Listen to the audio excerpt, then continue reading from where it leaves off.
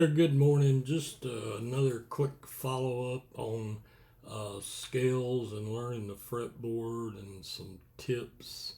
So, this is just a quick one. Emphasis here on the notes B and C and E and F. And, if you've learned your musical alphabet, A, B, C, D, E, F, G, repeat A, B, C, D, E, F, G, you know that, or you may not know, but you can learn that the notes B and C and E and F from B to C are a half step. A half step on your guitar is only one fret. So here's B. You can see it right here. And then you can see C. Whereas when you go from C to D, you got to move two frets. That's a whole step. Now, here's E, and right next is F, the half step again. So, and we learn that.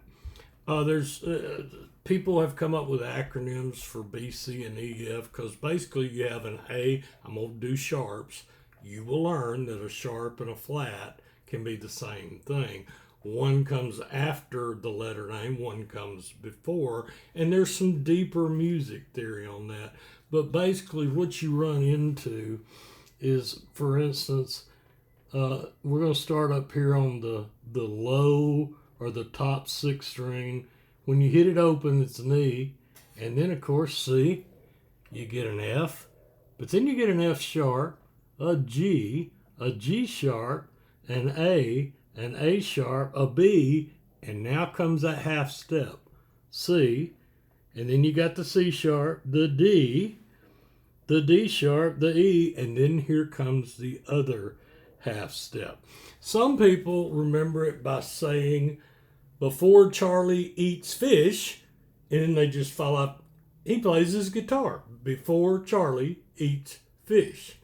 So, and why is that your friend on the fretboard? Well, let's say that you're learning the C major scale and you start figuring out where C is on the guitar. Now, many teachers, and rightfully so, will tell you to remember, if you learn the low E, the top sixth string, well, it's the exact same thing as the bottom first string, which is a higher E. So at least you've learned, if you learn one, you've learned the other.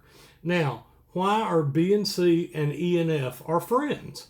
Well, because if you can find a C right here, there's a C, you know that it's a half step to get to B. So the next fret's a B. If you can find an E right here, you know an F comes right after it. It's a half step. You don't have to jump for it. It's a way that if you're trying to learn notes, remember, some people don't care about that, but if you're trying to learn scales and memorize or get acquainted with the fretboard, B to C and E to F can become your friends. Just a thought, and I hope it helps. And I realize that it's not going to help everybody. Some people don't care, and they have other things they want to learn. It's just a tip. Have a great day and happy picking.